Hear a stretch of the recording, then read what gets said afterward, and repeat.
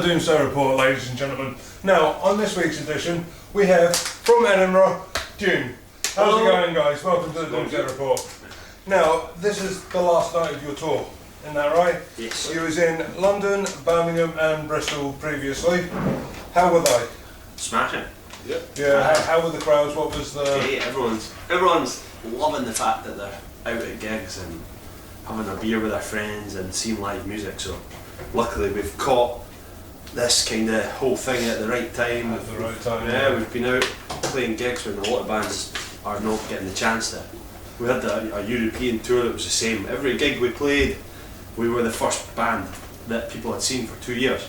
So you would have got the good reception. Hopefully etched in the memory in some sort of way there.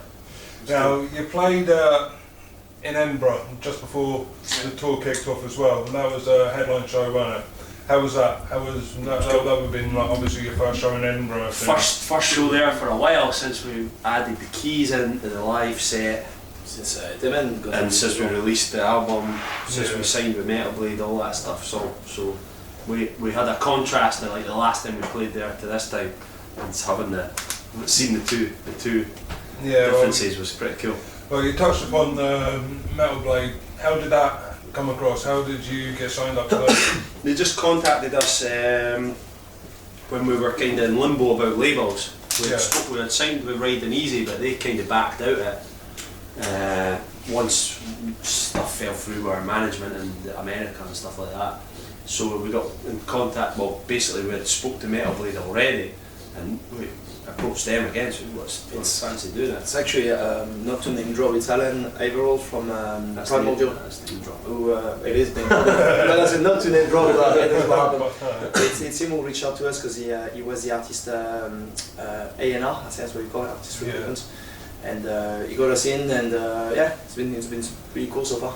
So how does that feel knowing that you get signed to a label? You know, a lot of bands who are out there, well, working the circuit, as it were. You know, they're not getting that opportunity. Yeah. So does that make it easier for you to get gigs further afield? Not really noticed that gig-wise.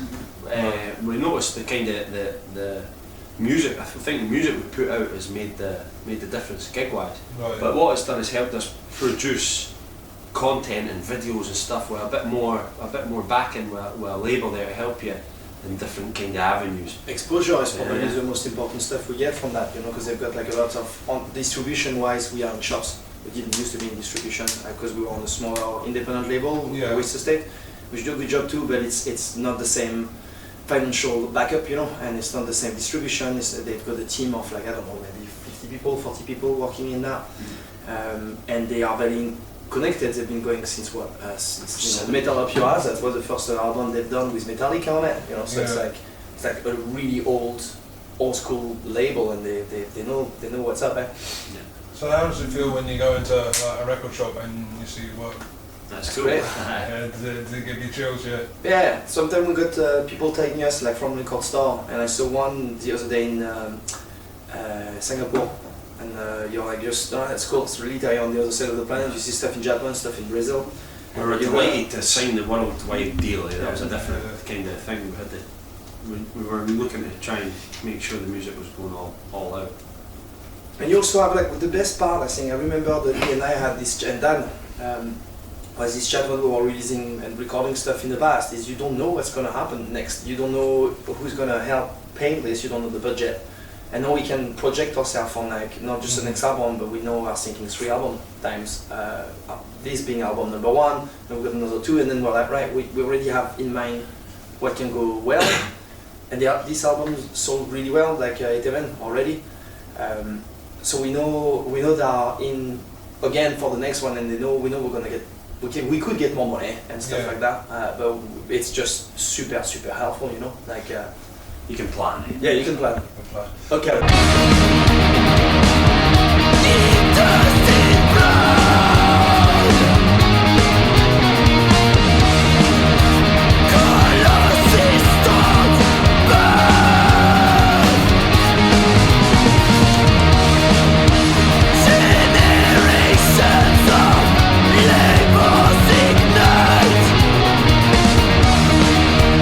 Distant ray of do want to know about, and that's the album title. Where did the name come from, and how do you pronounce the second word? Aeta. Aeta. No, it's Ainka. Because I've never seen that letter in the alphabet. You know. So this It's letter. not in the alphabet, like Oh well, that's my point. It's AE is a letter you see a lot in Old French, you'll see in Latin, and you'll see it the North, like North language used to have it. So Etemenenka came from the word Etemenenki, and it's on that. I remember I told him, I said, I've got the album title, it's Etemenenki, and he was like, Enki? That sounds terrible. And so we changed it for Enka, and then we've also added the AE and made 2 words. And the Etemenenki is the Tower of Babel. Right. So the whole story, there's something we talk about in the record, which is the Tower of Babel. And then there is another element which is Ainka, and that's come from Aesir. That's where the Norse god used to live. Right. So we were like, this whole story, like it was just encapsulating perfectly the story of the album. Yeah. Right. Now, what's the theme of the album? You know, because I've been doing my research, and it says that you're quite a sci-fi themed band. Yeah, for sure. Yeah. So what sort of things do you draw influence from for your songs? Well, we read a lot of sci-fi for a start, and we're quite into that kind of. All right. One question: Star Trek or Star Wars? Star Wars. Dune.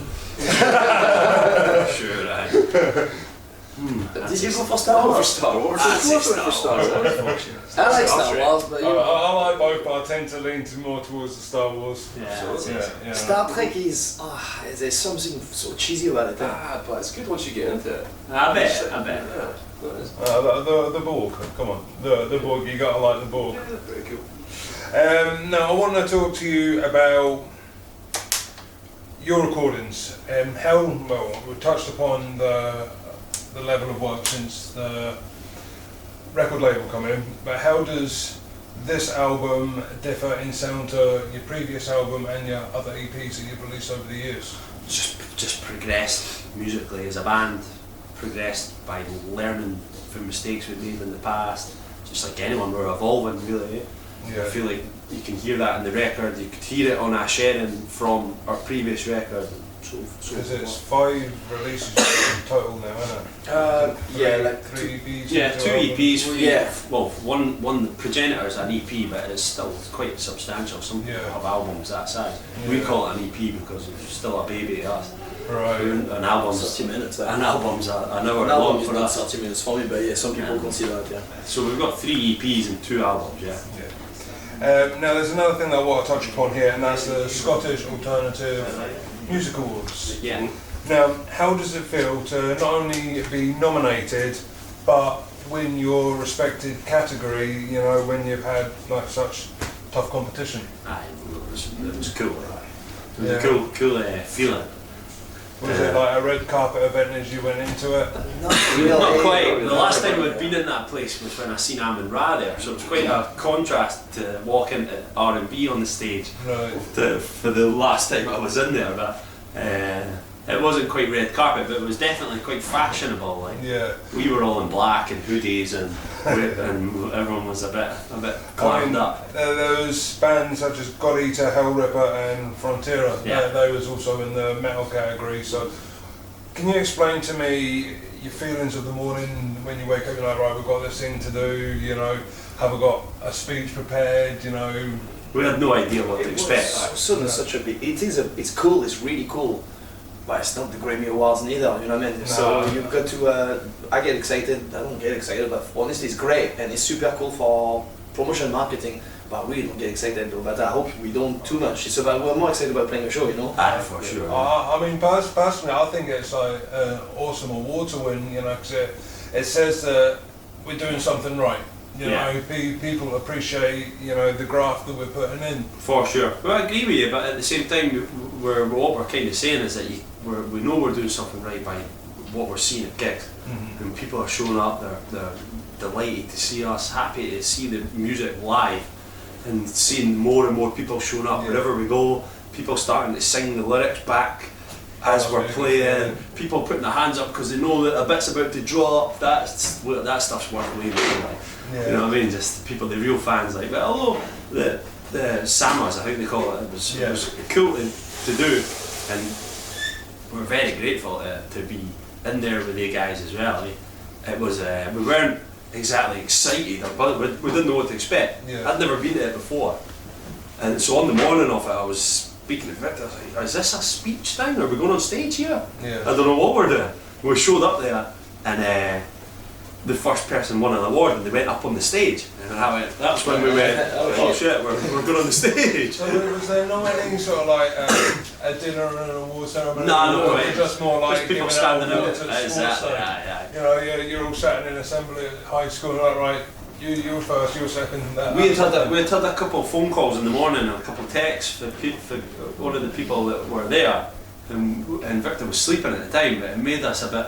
I told you, I think we won because we Because it called was me 3 times to see if we are if definitely we're going to the thing. We went, okay, right. So we kind of had a wee feeling that something was maybe going Well, on. I mean, you're in good company now. I mean, bands like Perpetua, Imperium, and so Nice. they've all won it as well. You know, and they're all like well recognised. Respected bands, that's cool, man. We're definitely not upset about it. Put it that way, it was fun. It was an experience, definitely.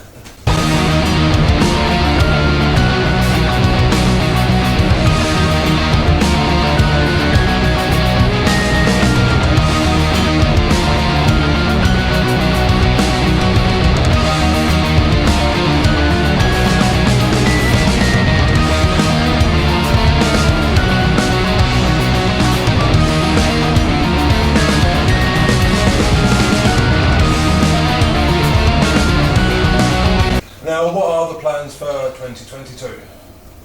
Touring. got some tours, support. Some of them we might have some bit of headlining shows as well down there, Europe, UK. Festivals. We're playing Arctan Gent next year. Glumar in Germany. Playing Desert Fest, Germany, Berlin. There's another big festival in Germany called Glumar. We might. There's a few over there that like line up, but we haven't agreed on the money, like conditions and stuff like that yet. But you know, it's gonna keep coming. Now, has there been any like gigs that have really stuck in your mind? Oh, Damnation was fun, like. Was it? I loved that Damnation show, like. It was one of these shows that was just seeing everyone fit. We don't play the UK that much, so Right. when we do play the UK, when we showed up there, the doors were locked because we couldn't get anyone in. The place was rammed, place all the way out, the doors, they had to shut the doors and there was queues outside the door, and people that we knew had come down from Scotland to see us had to basically listen for the hall. Oh, wow. So it was kind of a bit of a shame, but for us on the stage it looked out, it was Sorry like, guys, as soon as you lose. here we go, this place is packed, let's rock this. They were giving away free passes for the balcony so more people could. Yeah, they started giving away passes for upstairs so people could get up the stair just because they wanted to come in, so it was cool to have that reception. In the UK, where in the past we toured with I Hate God and a couple of years back, and we were still quite relatively unknown, and we never had that reception. So all of a sudden we were like, right, we're doing a UK show when we love playing Europe, let's check out, let's see what this UK festival's like. Rocked up the That's place awesome, was mate. full. And we gave it our all, like it was a great show. That stands out for me. And it was like Las Vegas as well. Played Vegas. Yeah, it's like Las Vegas. Yeah. Aye, when was this? 2018 it was. Yeah. So Main that- stage. See, I was reading something about like Vegas. I was like, nah. We opened it. Nah, that's Vegas, man. We opened the festival there, right? We were on the main stage on the Friday, and we were Matt Pike and High on Fire were headlining the night. Aye. And so obviously because they're last, we were first. We crossed over with our sound check. So he's walking on the stage and having to talk amps and stuff with Matt Pike, and I'm talking to the drummer, and I was like, this is a bit weird. This is a bit weird. You know you've made it when you made it to Vegas, didn't you? Nah, well, and it was a party, like. Yeah. I mean, so how did you get that gig in Vegas? Was that through your record Just label? invited by the festival. Yeah, no, there's a funny story behind this. The guy, you know, Fear Nothing in Las Vegas, Yeah. the main character is called Raoul Duke. Is that correct, Dan? No? It's Raoul Duke, yeah. And someone on the Dune Facebook contacted us, and I read down, and I just went, Raoul Duke, and the guy said, hey, I run a festival called Psycho Las Vegas, I'd like to invite you. And I was like, bullshit, like a cold call, right? You know, the fake names, And I knew about it, and I just like I told Dudley, and I was like, that's weird, eh? And then I came back to him, nothing for months, and then suddenly I got the official email and everything, and we were like, whoa, okay, we're going to Las Vegas, and That's mental. That's did that. another story. plus San Diego, which was with Red yeah. Fang and Elder, that was cool. That was a cool show. But we got there late because our 2 vans broke down on the way to Vegas. Yeah. No merch, nothing, just rocked up. That was Half an crazy. hour set, we played like 2-3 songs, and then we played like the biggest song. We're like, right, we'll strip this set back, let's just pick the 3 yeah. big ones. And it was powerful. Ah, it was good, it was good fun. Nice, nice. Now, see, with regards to merchandise, Yeah. what have you got and where can our viewers get it? Well, on our Instagram, if you get on the Dvne Instagram, Dvne, so it's DVNE _ UK, you can go into, there's a link tree link on that. You'll get you'll get everything there. You'll get the merch, you'll get the next gigs, links to different sorts there. We've got t-shirts done by Morald, who does artwork for Baroness and other good bands. Like his artwork's class, I like it. Once we restocked, we got nothing, absolutely nothing. So we need to restock everything after this 2 But hours. by the time this comes out, the chances are Hopefully, we'll yeah. be restocked by then.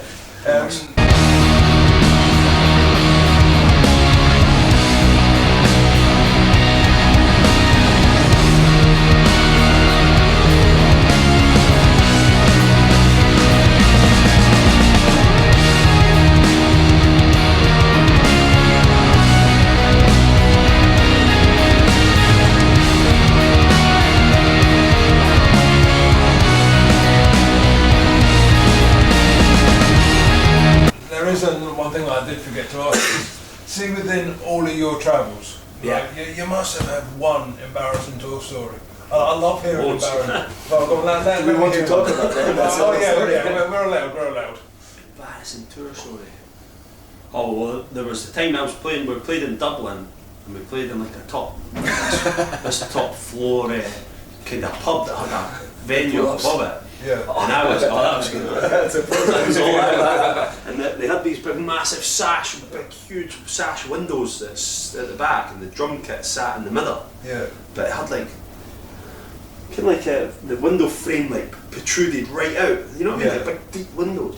We were playing, and fucking playing, losing my shit, and I leaned back and hit my funny bone off this wooden part of this corner of this window, Yeah. and lost my whole arm.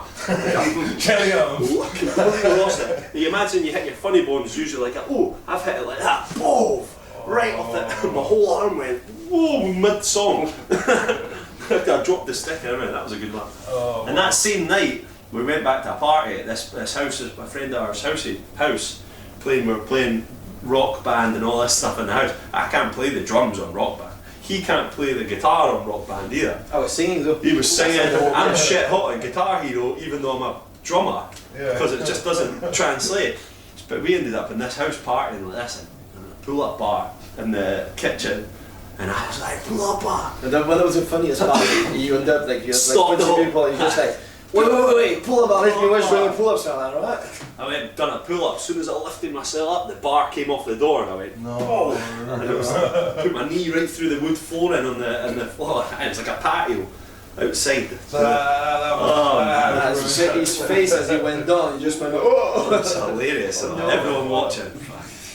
So you know how to party then? Yeah, well, That's what I like to hear. not always, but when we do, we do. You like making a mess. It used to be a bit messier than it is now. It's a bit more tamed. No.